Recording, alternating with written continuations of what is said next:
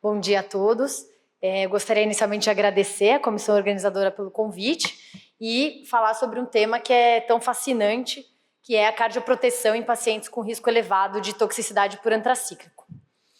Bom, como nós sabemos, todos os pacientes que vão ser submetidos a um tratamento com antraciclina, eles têm que ser avaliados para o risco cardiovascular, visto que a antraciclina é o protótipo do tratamento oncológico que leva à insuficiência cardíaca. E por que nós fazemos essa avaliação? Então, a gente faz essa avaliação, né, no começo, a gente faz antes do tratamento oncológico, que é a avaliação inicial, em que a gente vai fazer a definição do risco cardiovascular desse paciente. Qual é o risco desse paciente ter uma cardiotoxicidade recebendo essa droga? A partir do momento que a gente avalia o risco, a gente vai conseguir traçar um plano terapêutico. Então, nós vamos poder discutir com o oncologista se aquele tratamento quimioterápico é o melhor tratamento. Nós vamos poder definir uma cardioproteção e uma monitorização através do risco cardiovascular. Durante o tratamento, também é importante nós monitorizarmos esse doente para a gente avaliar se esse paciente tem algum sinal durante o tratamento que ele é um paciente de alto risco para o desenvolvimento da cardiotoxicidade. E, obviamente, que depois do tratamento também é importante monitorar, mas não entra mais nesse âmbito da cardioproteção. Então, quando o paciente chega para nós, essa definição do risco cardiovascular é que vai definir o que nós vamos fazer com esse doente. Então, a definição do risco cardiovascular vem através de dois fatores. O fator relacionado à terapia, ao tratamento oncológico e o fator relacionado ao próprio paciente. Então, dos fatores do paciente, vamos avaliar aqui os fatores que levam ele a ter um alto risco, né? Então, primeiro, aqueles pacientes mais idosos, idade acima de 65 anos, aqueles pacientes com mais de 2 fatores de risco para doença cardiovascular, então hipertensão, dislipidemia, obesidade, tabagismo, os pacientes diabéticos, os pacientes com alguma doença cardiovascular subjacente, já foi revascularizado, já tem uma doença valvar, e aqueles pacientes com insuficiência cardíaca. E o fator relacionado à terapia acaba sendo qual a droga e qual a quantidade de drogas, né, a dose cumulativa que ele vai receber. Então, o pior cenário, né, o cenário mais agressivo para o paciente é receber antraciclina e trastuzumab, que é o anticorpo monoclonal, ao mesmo tempo. Então, isso confere um alto risco, pode chegar até a 30% a 50% de ter cardiotoxicidade. Entre outros fatores, são doses mais altas de antraciclina, são doses de radioterapia, o aumento da troponina durante o tratamento, tudo isso confere uma gravidade e um risco maior de desenvolver cardiotoxicidade, o que para nós é muito relevante. Então, uma vez que a gente definiu que aquele paciente é de alto risco, o que ele tem que fazer? O que a Sociedade Europeia, na última diretriz, preconiza? É um acompanhamento com o cardiologista durante o tratamento, então ele tem que fazer uma avaliação antes e durante o tratamento, a discussão do risco-benefício para esse paciente, né? Então, por exemplo, você faz um eco e vem uma fração de ejeção de 20% no primeiro eco. Será que ela pode receber antracíclico? Será que é a melhor droga para essa paciente? Então, a gente vai discutir com o oncologista, em alguns casos, se realmente aquele tratamento oncológico é o melhor para aquele paciente naquele cenário pelo risco cardiovascular. E então, as drogas, as estratégias cardioprotetoras, que é o que nós vamos abordar um pouquinho agora nessa aula. Quando a gente fala de prevenção primária, que é aquela prevenção que a gente vai começar a fazer antes dele desenvolver alguma doença, para todos os pacientes que vão ser submetidos ao tratamento oncológico, nós temos que fazer uma prevenção não farmacológica, que é a mudança do estilo de vida. Então, nós temos que promover um estilo de vida saudável nesse paciente. Então, controlar os fatores de risco antes de começar o tratamento oncológico, se possível, né? Cessação de tabagismo, perda de peso, dieta saudável, diminuição do colesterol, tratamento do diabetes, atividade física. Isso vai ter impacto não só no tratamento mesmo, de redução de hospitalização e melhora da qualidade de vida, como na autoestima desse doente. Então já tem evidência de que atividade física melhora a autoestima, aquela paciente ela vive melhor que o cabelo dela caiu, que a unha dela ficou escura, então ela passa melhor por esse processo e isso tem um impacto não só nisso, mas com diminuição de hospitalização e melhora até alguma evidência fraca ainda de melhora de sobrevida e de remissão do câncer. Passando então para as drogas, as medicações que nós podemos fazer, as intervenções farmacológicas, o que a gente vai ter? Primeiro, a redução do potencial cardiotóxico da quimioterapia. Então, são medidas que a gente vai diminuir a injúria miocárdica com uma quimioterapia menos agressiva. Como que a gente faz isso? Limitando a dose cumulativa.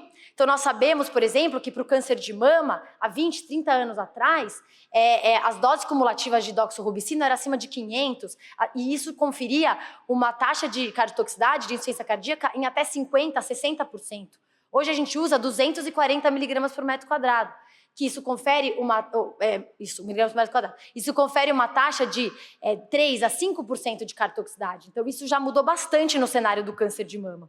Além disso, você alterar a administração para uma infusão contínua, em vez de uma infusão em bolos, você utilizar análogos menos cardiotóxicos e você utilizar formulações lipossomais quando possível.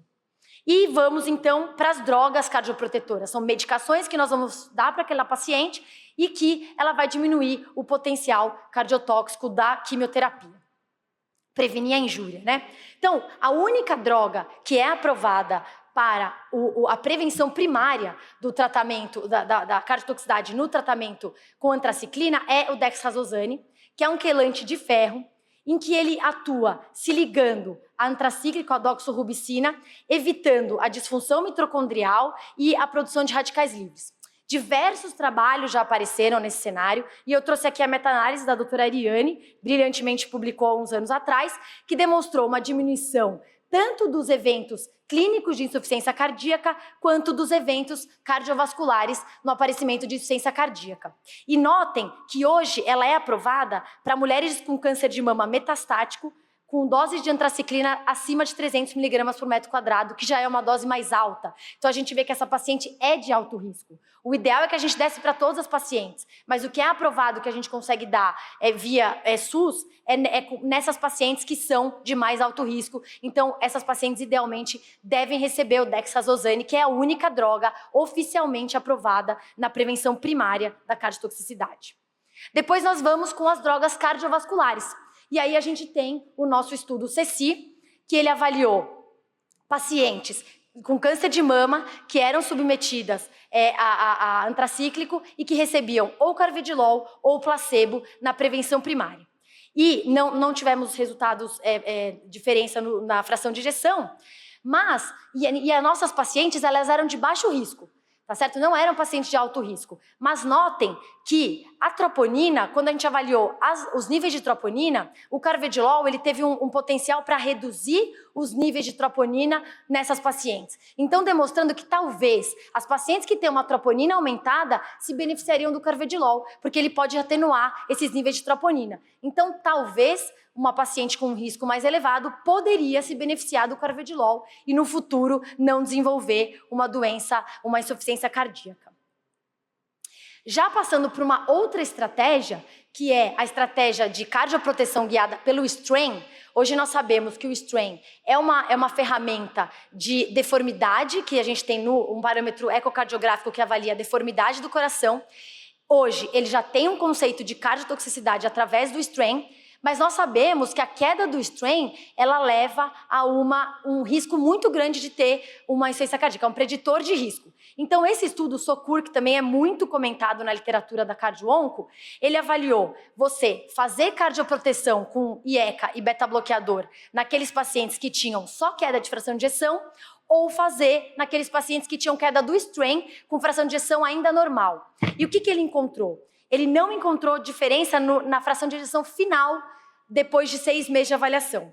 Mas ele encontrou que o grupo guiado por strain, ou seja, que teve uma cardioproteção mais precoce, teve uma atenuação da queda da fração de ejeção. Caiu menos a fração de ejeção frente ao grupo que só entrou com cardioproteção quando tinha realmente queda de fração de ejeção. Então, também mostrando que você começar mais precocemente pode ter um benefício, evitando a queda de fração de ejeção no futuro.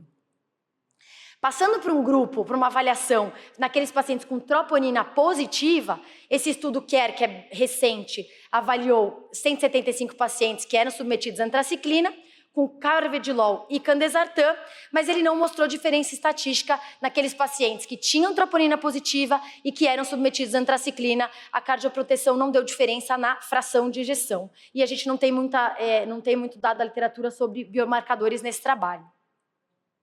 E um estudo recente que virou a nova sensação da cardio-onco, que são as estatinas, que é o STOP-CA, que ele acompanhou 300 pacientes que eram submetidas a antracíclico. Nesse caso, eles não eram pacientes de alto risco, mas pensando na dislipidemia, que é um fator de risco, poderia ser.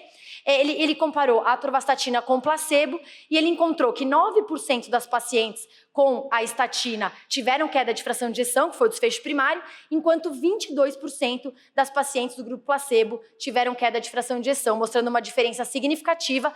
Nos últimos anos foi o estudo que mais demonstrou um benefício favorável às estatinas. E mais recentemente, né, no âmbito da insuficiência cardíaca, a gente tem tido uma maré muito positiva para os SGLT2, que são as drogas que estão uma evidência muito boa para a prevenção de insuficiência cardíaca e tratamento da insuficiência cardíaca. Os estudos em cardio-onco, eles são a maioria retrospectivos ou, quando são randomizados, são pequenos porque é uma droga nova, então eles começaram a ser avaliados mais recentemente.